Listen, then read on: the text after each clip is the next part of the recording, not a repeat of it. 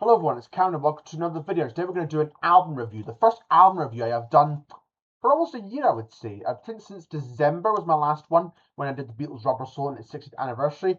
So today I'm going to be reviewing another Beatles album that celebrates its 60th anniversary next Wednesday, the 5th of August, and that is of course Revolver. So in this video I'm just going over the album's background, show you my copies of the album, go over each track individually, and give the song as a whole a marking out of 10.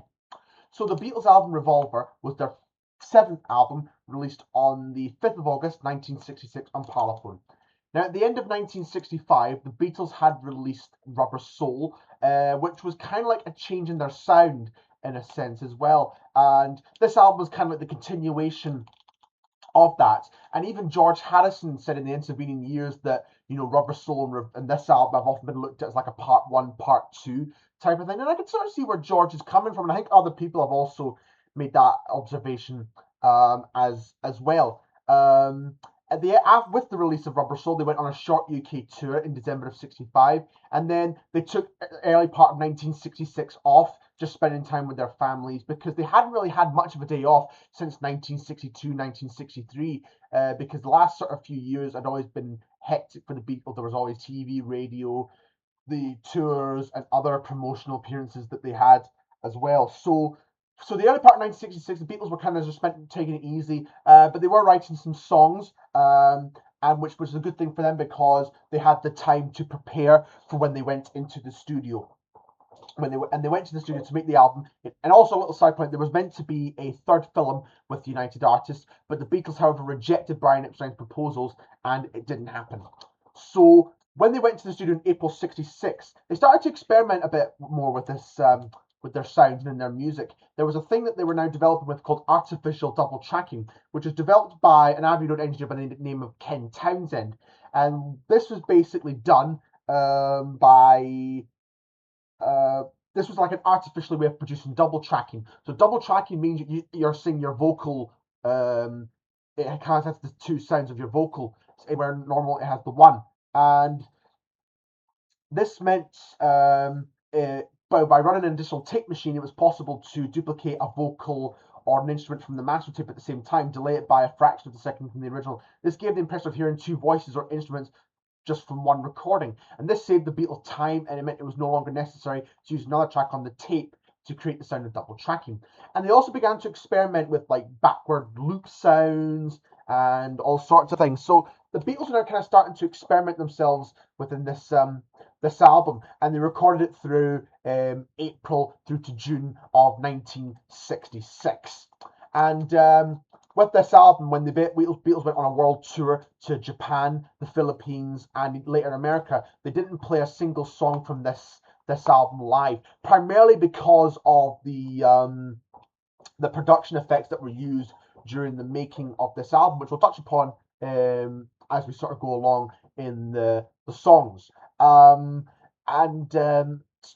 with that, and this is kind of one of the factors that led to the Beatles no longer being a touring band at the end of August 1966. And after this album, they solely focused on their studio projects. When the album was released here in the UK, perhaps unsurprisingly, it went to number one.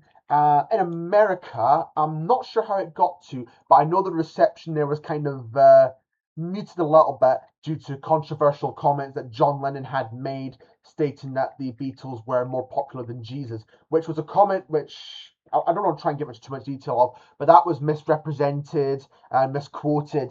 But it wasn't any boasting on it, and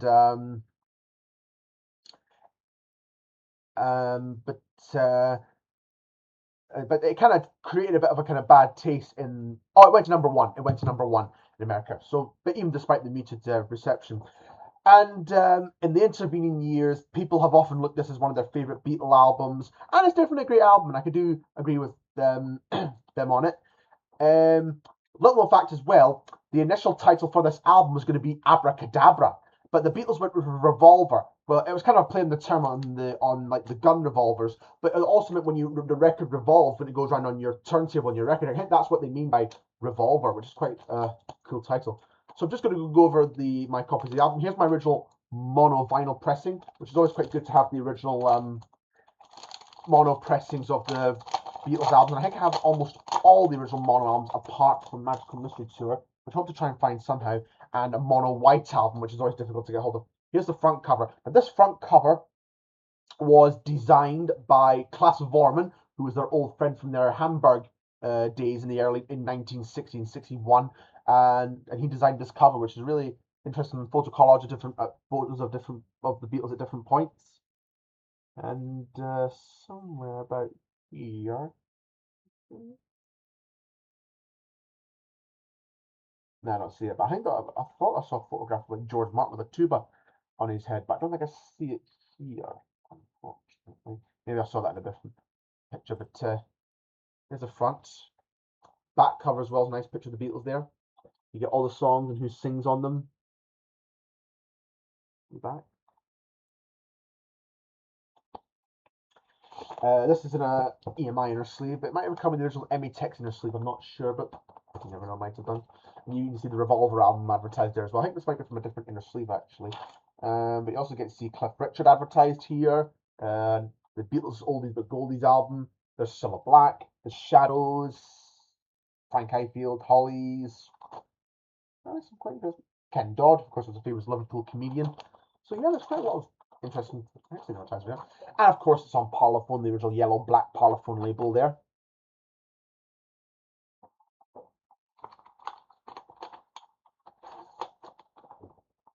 I've also got the album on CD as well, and I've got two versions on CD, and I'll show you them both. This is the 2009 remaster from the stereo box set, and this is the 2022 remix done by Giles Martin. I'll show you them both. I kind of keep both my versions of the Beatles CDs just for the collection, really. But we're opening up like this, and of course, recording this video 2 days after the announcement that Rubber Soul will be getting a super deluxe treatment as well, so I hope to order that one at some point as well.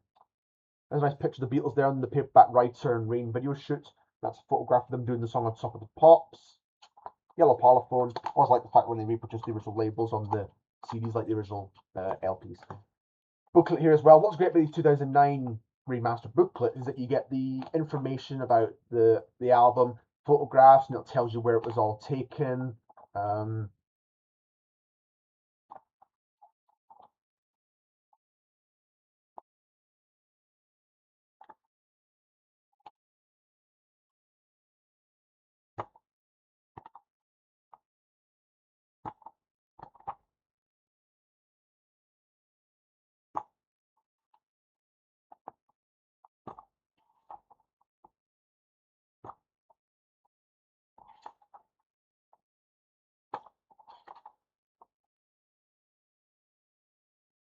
Back.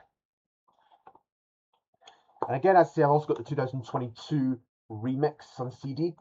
And there it is. What's good about this is that not only do you get the stereo remix, but you also get the single paperback Writer and Rain, which I'll show in a bit, remix, and some session outtakes as well, which is really cool. I always like it when they put on these on the CDs of the Beatles releases, or re-releases.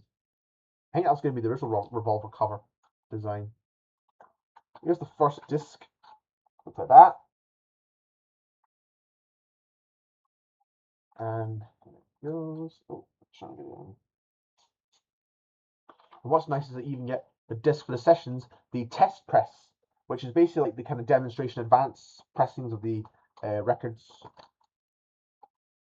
And you get a nice booklet as well, which tells you about the information about the Beatles and what was going on in their lives again. And you can get line forwards from Paul McCartney, Giles Martin, who of course has handled a lot of the Beatles projects in recent years.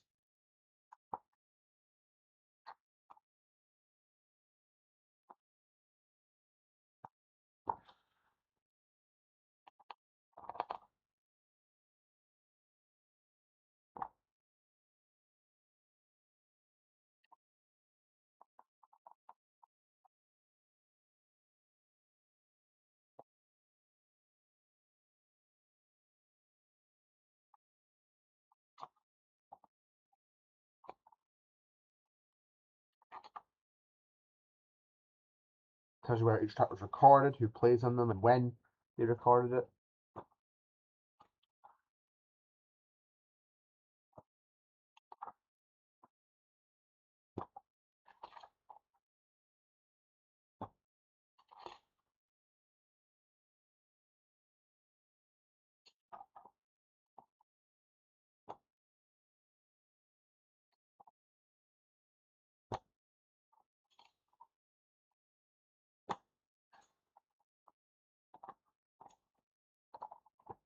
So yeah, it's very nicely done.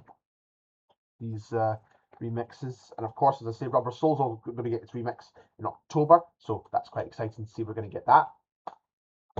And also, it came during this period, they recorded the single Paperback Writer in Rain, which was now a change in their kind of songwriting as well as the musical direction, because they were no longer writing about kind of the boy girl love songs of the day. They were now writing about the kind of what was happening within the world. So this Paperback Writer, Back to Rain on the B side, and of course went to #1 as well. Now, we're going to go over the album's tracks in detail. Now, I might be looking down at my phone for kind of notes on the tracks, because I kind of I don't need to kind of be prepared when I kind of do these review videos. But anyhow, we're gonna just get started. So the first song up is Taxman. This is written and sung by George Harrison, but Paul and John do the kind of backing harmonies. Now, George wrote this song at a time when the Beatles were in a financially precarious position. Now, this was in the different days, and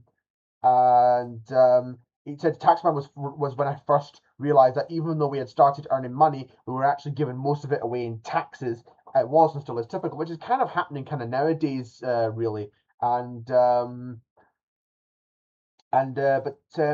it's even noted that John Lennon helped throw in a few one-liners to help the song, because that's what he asked for. He come to George, and because Paul, because he couldn't go to Paul because Paul would have helped him at that period.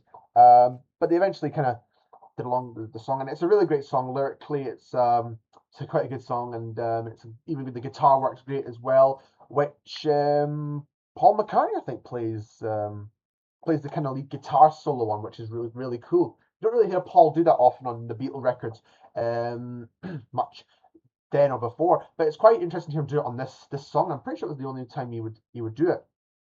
And Ringo also plays like cowbell and tambourine as well as on this track. So yeah, Taxman's a really good song, and it's one I like. And then the next song is Eleanor Rigby, which is one of the kind of more famous songs of the album. Now, this was inspired by a grave in the Wilton Church, which is, of course, where John Lennon had his fate with the Quarrymen, and that was where, of course, he met Paul McCartney afterwards. And but actually, Paul McCartney had said to the Sunday Times in 1966 that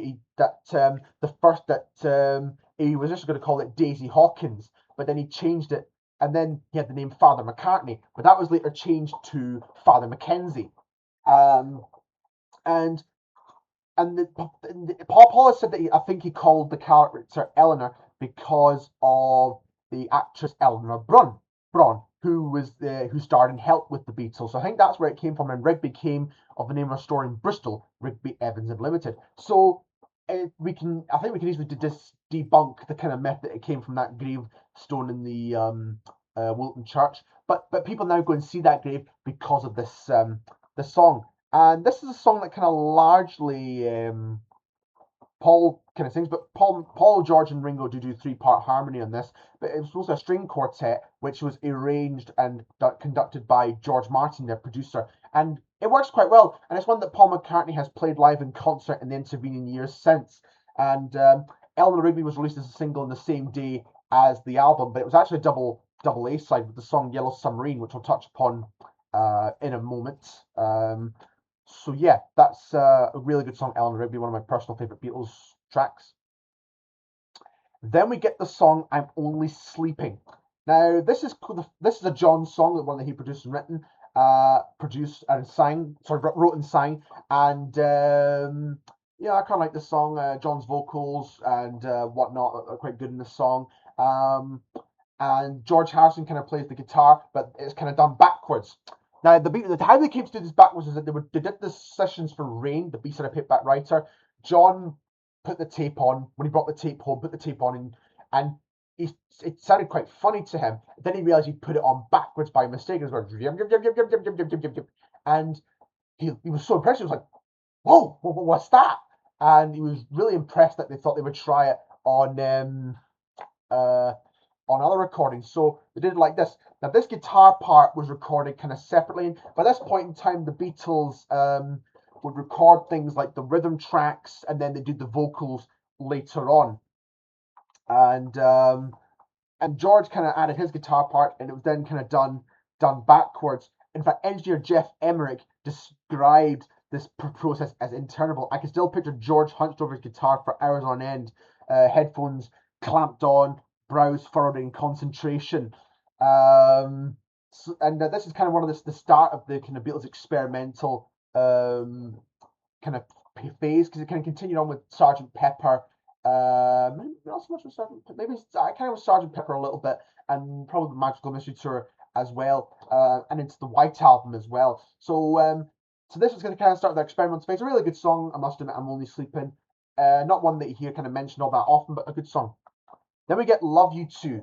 Now this song started off initially as Granny Smith, of course with the apple, and but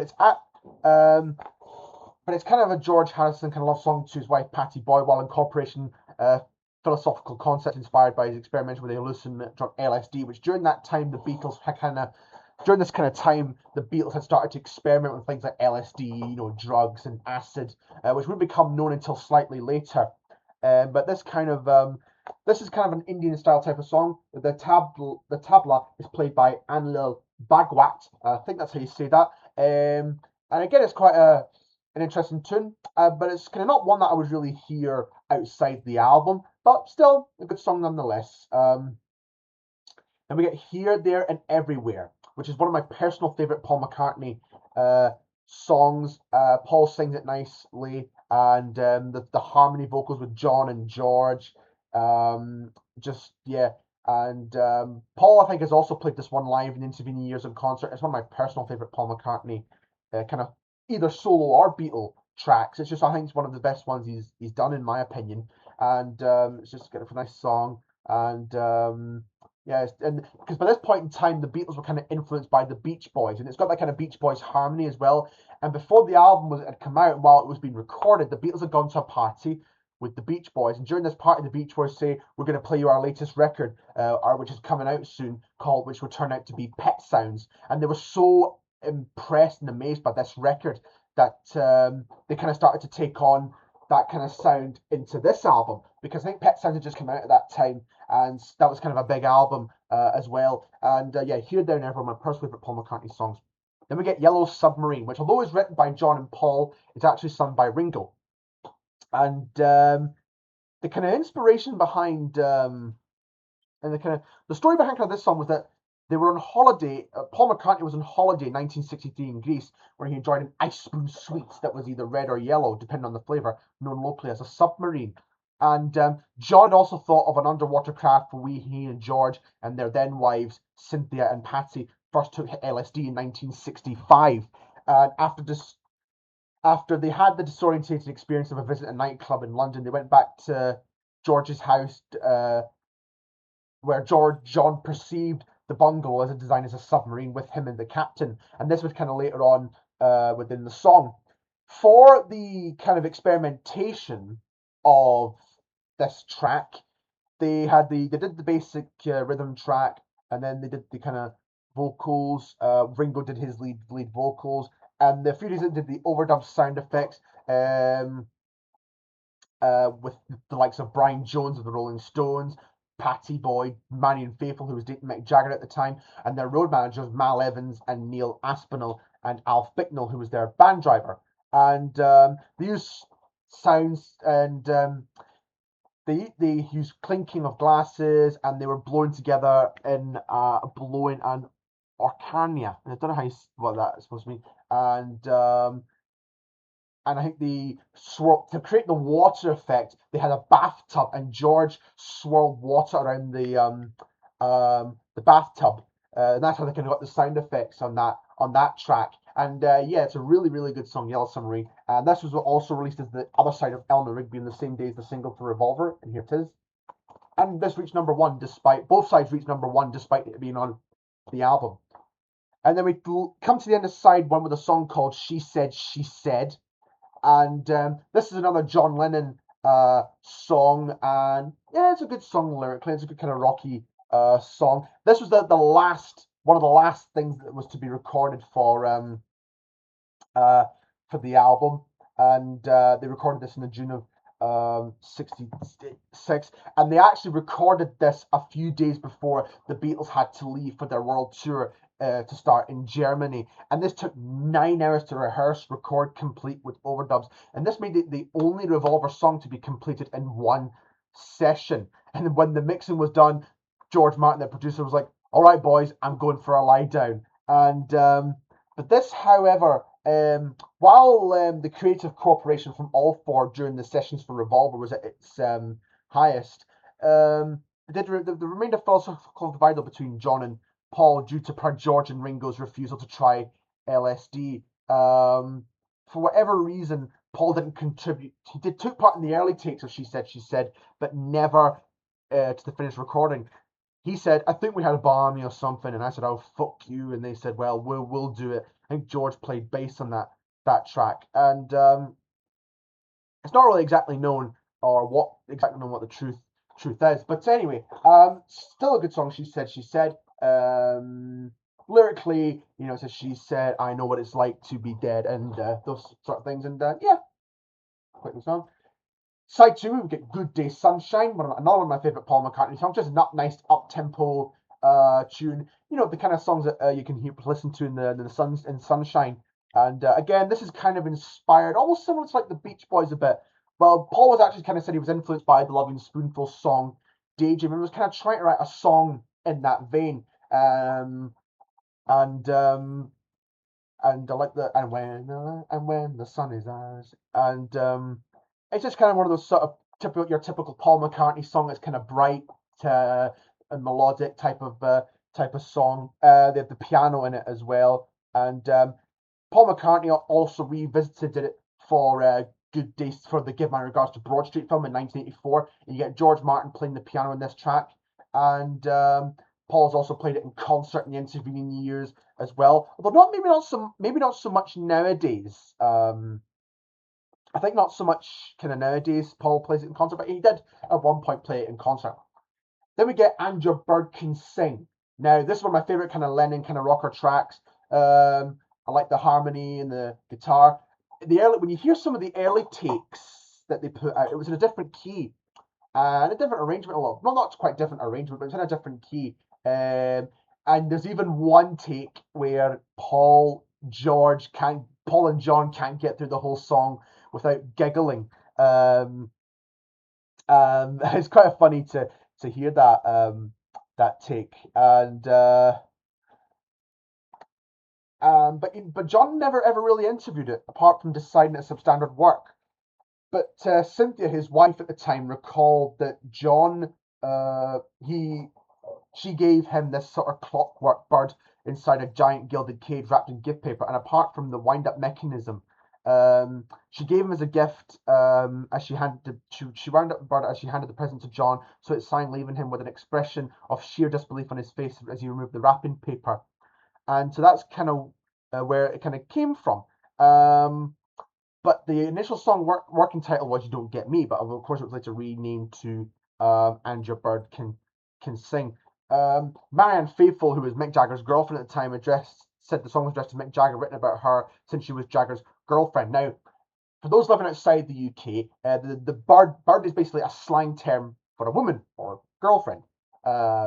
And this was kind of proposed by some journalists and others who have cited an example of perceived rivalry between the Beatles and the Rolling Stones. But the truth was, the Beatles and the Rolling Stones were actually quite good friends, as I mentioned. They would often hang out at different places, clubs. Sometimes, and of course, Brian Jones contributed to Yellow Submarine, and there's even a photograph of John, Paul, and Mick Jagger sitting having a chat during one of the sessions for Revolver. But so in actual fact, there was no rivalry between the Beatles and the Rolling Stones. They were actually quite good friends. That was just what the public perceived it as. But yeah, again, it's got that kind of birdsy sound with the kind of Rickenbacker jangly type of sound, which was very common in the early Beatles recordings, with that kind of jangle sound of the Rickenbacker guitars that they often played. And so yeah, one of my personal favorites from the album, "And Your Bird Can Sing." Then we get "For No One." "For No One" is another Paul McCartney song, and again, this is one of my kind of personal favorite Paul McCartney songs. And lyrically, it's kind of like it's about kind of breakup. But obviously, with any writer, it all comes from your experience when inevitably you're talking about. And the lyrics kind of like she goes out, she stays home, and you think you want her. Those sort of songs. It's kind of like yeah, it basically references a sort of breakup. It's one of my personal favourites ones, and for this one, Paul McCartney played a clavichord for this song. It's an instrument which he rented off George's piano bass, and Ringo played drums. So the recording only featured Paul and Ringo. And there was a French horn solo played by Alan Civil, who was the British horn player. Jeff Emmerich described him as the best horn player in London. During the session, Paul pushed Alan to play a note that was beyond the usual range of the instrument. But it actually turned out to be a good way. But actually, it turned out to be a good idea Paul had, because I really like that horn solo. It's kind of like a bugle. It sounds like a bugle. I know it's not really a bugle, but it does kind of sound like a bugle call. Anyway, so yeah, For No One's one of my kind of personal favorite Paul McCartney and Beatle songs.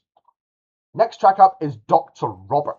Now, Dr. Robert, the kind of inspiration behind this song. Now, there were all sorts of people thought some people thought it was Bob Dylan or Dr. Robert McPhail in a fictional character in a book called Island, or John Riley, who was a dentist acquaintance of John, his wife Cynthia, Paul, George, and Patty. At a dinner party which John and George and their wives attended, he had laced their coffees with LSD, providing the Beatles with the first experiences of the drug. I quite like this song. It's quite a up-tempo song. I quite like the middle bit, which was well, you're feeling fine type of thing. And yeah, Dr. Roberts, a good song. Someone which from AllMusic described as Lennon's straightforward number on the album when it compared to others like Andrew Bird Can Sing and She Said. I'm only sleeping, and one of the others I'll touch upon. Yeah, guitar work wise is great. The harmony vocals with Paul and George are also quite good as well. So yeah, Dr. Robert's a really, really good song. Then we get I Want to Tell You. Now, this is a song I haven't heard for a long, long time, I must admit, and I kind of need to listen to that track again, but I actually quite like this song. And this was a song that kind of George wrote the year where this was at a time where George's songwriting was maturing in terms of subject matter and productivity. But that's because everybody was really looking to John and Paul. I'd always looked to John and Paul for the kind of inspiration for song ideas and for the songs. But George, by this time, was beginning to develop himself as a writer, although, of course, later on with the Abbey Road album, with Something in the Here Comes the Sun, George had kind of developed himself as a writer. But he was kind of beginning to gain his ground a bit by 1966. It's a good song, but again, I've not really heard it for a long time, and it's a song I kind of need to go back to and listen to again. But this was actually one that George liked, as far as I know, and he played it on his 1991 tour in Japan with Eric Clapton, which is one of his only tours he ever did. And then later in 2002, the song was performed, or the western portion was used to open the western portion of the event, when it was performed by Jeff Lynne, Ted Nugent, the Smithereens, Thea Gilmore, and the Melvins. Performed by Jeff Lynne. Oh no, to Ted Nugent and the Smithereens and the Thea Gilmore and Melvins, who are others who have covered the track. So yeah, one that I need to hear again, but I do quite like the song though. Then we get Got to Get You Into My Life. Another great one from Paul McCartney, one of my personal favourites. And I like the horns. This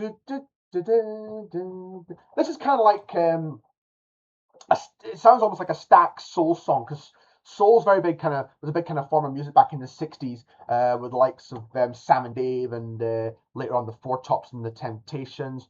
And Paul was obviously a big fan of Motown records and soul records of America. That he kind of wrote this kind of style of a soul and Memphis soul and Motown song. And it's one of my kind of personal favorite McCartney songs. And Paul's always played this one in concert as well in the intervening years. And I think the same day this came out, Cliff Bennett and the Rebel Rousers put it out, and it also became quite a big hit. And when John was asked about the song in 1980, before John was killed, he said, "I think that was one of his best songs." So yeah, it is a great song, and it was also covered by Earth, Wind and Fire as well for the Sgt. Pepper film, which featured the Bee Gees. So yeah, one of my personal favorite Beatles songs, Got to Get You Into My Life. And the final track is Tomorrow Never Knows. This was the first track to be recorded for the album, and this marked a rational departure for the Beatles, as they were they experimented with like backwards sound effects, what sounds like a kind of seagull. And this is said to be early and highly influential in the recording the psychedelic and electronic music genres, particularly because it sampled tape manipulation and production techniques, backwards sound effects. And they did this song the way, and this actually, the title of this song came from Ringo, and the song was called Mark One. And John kind of got this book from a book called these lyrics from a book called The Psychedelic Experience, a manual based on the Tibetan Book of the Dead by Timothy Leary, Richard Alpert, and Ralph Mercer, which was adapted into the Tibetan Book of the Dead. And kind of John kind of wrote some of these lyrics down from this book, and basically the song's about kind of meditation, is all about the goal of meditation is to go beyond walking, sleeping, and dreaming, according to this is what George said in an interview. And the title, of course, came from Ringo, which we may remember he came up with the title of A Hard Day's Night, and he also came up with and this was his other one that he came up with. The way this track was done, John's vocal effects were kind of done off a Leslie, using a Leslie speaker. When the concept was explained to him, he inquired if the same effect could be achieved by hanging him upside down and spinning him around in the microphone while he sang it. But this didn't happen. What Jeff Emmerich did was he made a connector break into the electrical circuitry of the Leslie cabinet and then re-recorded the vocal as it came out of the revolving speaker, and that was how that vocal effect was created. As we mentioned earlier, of course, it was the artificial double tracking, which we mentioned at the start of the video. And they loop tape effects. And there's actually footage of George Martin somewhere in the 60s, but it's on the Beatles 8 Days a Week documentary. He's kind of talking about the kind of effects of loops and how they would put a loop onto one tape, copy it onto another tape, and that's that footage. But this was kind of one of the tracks that the Beatles could not have done live at the time. Now you probably could do this song live. But back then in 1966, there was no way that you could achieve that. But nowadays you probably could. And the song was remixed for the Love Project by Giles and George Martin, and they also blended it in with George Harrison's song Within You and Without You. Lennon's lyric says that at the end of the song, it is the end of the beginning, which in retrospect was kind of true, because as I said earlier, this would be the last album in which the Beatles would tour on the back of, although they never, as I said, they never played these songs live. But after this album, as we stated earlier, they were no longer a touring band, and from Sgt. Pepper onwards, it was all studio based, as we'll touch upon. So that's kind of it for the review. But I'm also going to show you another album with the Revolver, Yesterday and Today, with a few songs off the album and leftovers from Rubber Soul, which this was kind of put out because Capitol were desperately needing new Beatles material, so they put out the 3 Revolver songs at that point, which were completed, which were I'm Only Sleeping, Dr. Robert, and Your Bird Can Sing.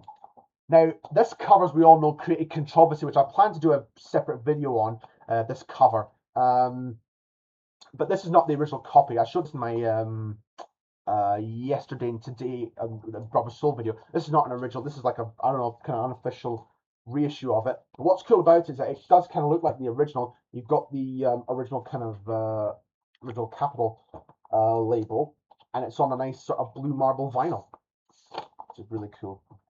So with this album, as we said earlier, Revolver was where the kind of game was beginning to change a bit for the Beatles. They were now experimenting with these techniques that no way you could reproduce live. And of course, with the screaming crowds, there was no way that they could hear themselves play. So August 29th, 1966, they played their last concert at Candlestick Park, which would be their last paid public performance after that.